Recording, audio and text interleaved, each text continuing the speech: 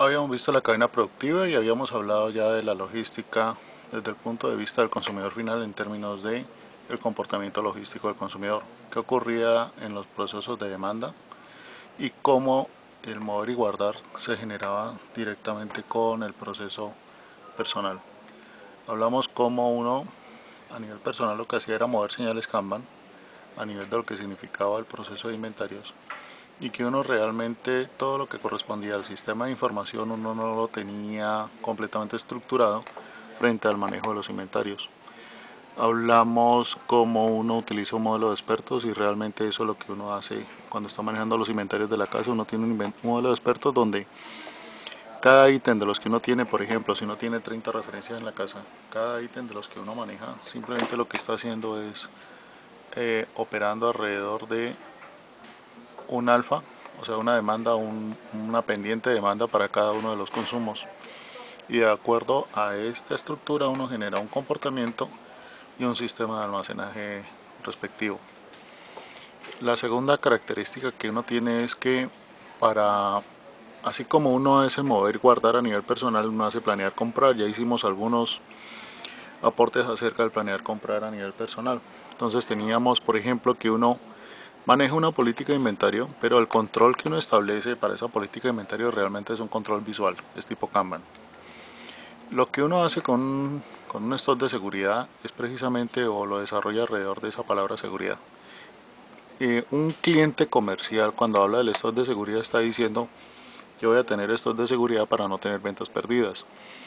Pero usted a nivel personal realmente ¿qué es lo que pierde?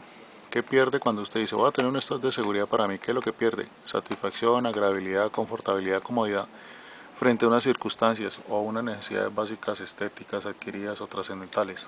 Pero esto es lo que usted le está apostando a no tener que perder en términos de disponer de un stock de seguridad. Uno realmente este balance no lo hace a nivel estructurado. Uno tiene un control visual, ejemplo, uno tiene un tarro plástico donde guarda el arroz, el azúcar, en fin, cualquiera de estos. Pero uno no va a pensar en todas las variables que corresponden al consumo que tenemos ahí, simplemente uno tiene un tarro y lo que hace visualmente es, dependiendo de lo que está ocurriendo en eventos, contextos, oportunidades, ingresos, uno determina a cuánto estoy yo de que se me consuma algo. Lo mismo ocurre con la compra personal, uno tiene muchas formas de comprar en las empresas, pues esto se le llama la creación del picking list, order picking. Uno en la casa le dice quién hace la lista de la casa o la lista de para ir a compras. Algunos lo hacen de memoria, otros lo hacen de manera estructurada, pero cuando uno tiene este ejemplo, ya que uno está haciendo una serie de balances, por ejemplo, qué es caro, cuál es la oportunidad contra necesidad, en dónde hay las ofertas que a mí realmente me interesan. Esta secuencia hoy puede ser caro, mañana puede ser barato en términos de la existencia de un producto. Entonces uno se pregunta, bueno, para una persona, ¿qué puede significar todas estas categorías? Lo segundo es cómo se establecen las rutinas de compra. Y las rutinas de compra se establecen por control visual, por recorrido. Algunas personas lo que hacen es hacer un recorrido total de todo el sitio de compra, pero esto hace parte del manejo de la orden picking, sino que igual nosotros no le vamos a llamar ahí el cargo de order picking cuando yo estoy haciendo esto a nivel de inventarios. Simplemente en promedio uno se gasta unas 2 horas invertidos en hacer una serie de recorridos que si uno visita frecuentemente el mismo lugar se estandariza casi que el tipo de recorrido y casi que son mecanismos aprendidos para poder estar ahí. Ok, entonces en términos de planear comprar para la casa no hay una lógica, no hay una lógica establecida de compra, es randómica, depende de muchas circunstancias, depende de muchas interacciones o depende de lo que yo estoy viviendo en ese momento, pero lógica realmente no la hay. ¿Qué ocurre en una empresa? Todo lo contrario, hay un planeador y un comprador en la cadena productiva determinando dónde es que voy a estar. Y a partir de aquí yo voy a hacer un forecasting o voy a hacer un proceso de compras. Cada uno de estos dos elementos están completamente estructurados a través de trabajos. Entonces veamos un planeador. Un planeador lo que hace inicialmente es estructurar un forecasting. Aquí yo he tomado, por ejemplo, que toma información de ventas reales de 3 años atrás y puede estructurar de enero a junio un forecasting. Él está parado hoy en diciembre, por ejemplo. Se asoma cuál es el inventario físico para un producto específico que él quiera trabajar. Aquí estoy cogiendo un ejemplo de un jugo de mora, una caja de 24 botellas. Va y se asoma cuánto en bodega y comienzo a establecer la tercera, primero hacer el forecasting, segundo stock físico, tercero cuál va a ser la política de inventario. Para calcular la política de inventario uno puede tomar varios caminos. El camino de cálculos por semana le puede servir a uno para determinar cuánto tiene que quedar aquí al final del mes para tener lista la venta del mes siguiente. Recuerden que en los inventarios uno habla de estos de seguridad, que es lo que yo aseguro para que precisamente no se me pierda la venta del mes siguiente. Voy a asumir que aquí yo hice una política de punto 50. Política de punto 50 de un mes significa que al finalizar del mes tiene que quedar lista la venta del mes siguiente. Miren, 1800, la mitad de 900. 2300, 1150, 2500, 1250, 2000, 1000. Entonces establezco la política y luego hago un pequeño juego de cálculo donde digo lo que voy a vender más lo que tengo que dejar menos lo que traigo. 1000 más 650 menos 500 me da 1150 y así voy llenando esta casilla aquí en la mitad.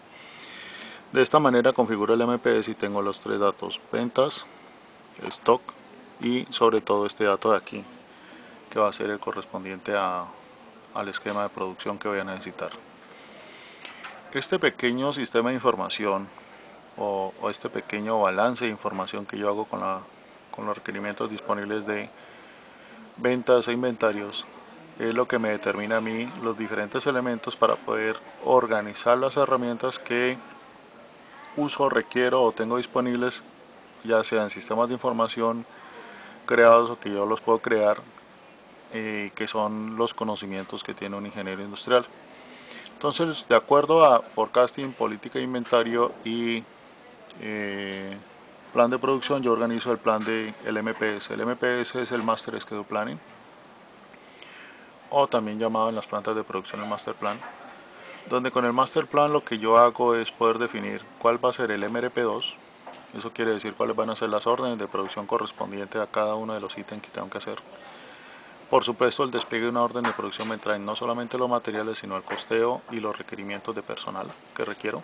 Una orden de producción es un documento muy completo que me dice qué va a pasar en la planta. También me jala la gente que va a necesitar, los salarios que van a tener, los cenas o almuerzos o alimentos que requiero para hacer el plan de manufactura de ese día. El plan de producción también sale de la fórmula de materiales, el bill of materials, y esa fórmula de materiales me va a decir muchas cosas, en especial los costos. Los costos con los cuales yo voy a fabricar el producto y va a ser la información determinante para generar casi que la estructura financiera de la empresa en términos de producción. La política de inventario va a depender de la forma como yo trabaje las semanas, pero también algo muy importante para definir la política de inventario va a generarse a partir de el mix de ventas que yo tenga a través de los diferentes canales. Dependiendo de los porcentajes que yo tenga en los canales y las semanas de inventario que tenga cada uno de los canales, yo hago simplemente un cálculo pequeño para decirme cuántos días en total es el adecuado para yo disponer en términos de la política de inventario. Con estos elementos yo ya puedo manejar no solamente el inventario de la empresa, sino evitar la pérdida, manejar los lead time y evitar las cantidades óptimas en términos de lo que yo requiero.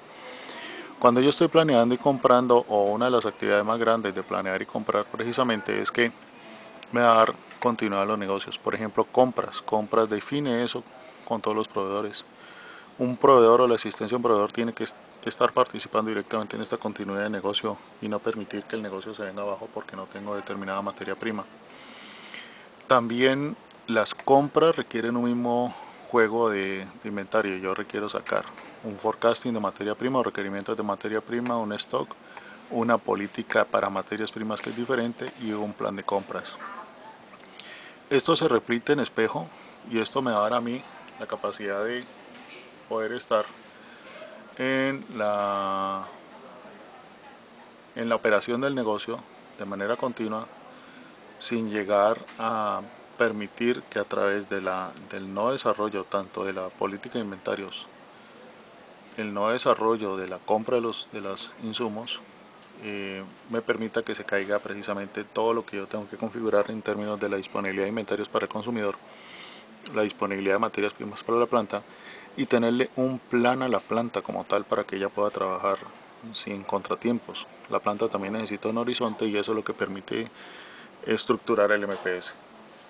Planear comprar en logística es el segundo nivel Ya lo vimos a nivel personal, planear y comprar a nivel personal, yo con los stocks de seguridad que busco, con las compras que busco, y que la falta de lógica no significa que no tenga raciocinio, es una lógica muy propia de cada uno como comprador. Pero cuando yo me voy a las empresas, planear comprar tiene otras determinantes mucho más grandes o mucho más concretas. A través de un MPS yo saco el MRP1, el MRP2, MRP1 orden de producción, MRP2 orden de producción, MRP1 todo el esquema de compras, y también puedo estructurar otras herramientas que me permiten trabajar los MPS. Puedo estructurar a través de la demanda, lo que significa el DRP1. Cuando yo tengo los stocks, yo puedo decir con el DRP1 qué canales, qué centros de distribución requieren qué inventario, y entonces organizo los despachos para esos centros de distribución. Ese es el DRP1. ¿De acuerdo? Para no fallar en esta política de inventario en los diferentes centros de producción de almacenaje que yo tenga. Y a través del forecasting yo puedo estructurar el DRP2, que es el plan de requerimientos de demanda. Yo puedo decir exactamente para cada consumidor o tipo de consumidor cuál va a ser el tipo de forecasting que puedo hacer. Inmerso aquí en almacenaje de producto terminado se encuentra el PRA, la planeación de requerimientos de almacenaje, que también vamos a ver más adelante cómo se estructura un sistema de almacenaje para yo poder trabajar de manera coordinada los inventarios. Ok, con esto ya llevamos 2 niveles, y con esto ya podemos establecer un bosquejo general de lo que uno como ingeniero industrial requiere trabajar cuando está en una planta de producción.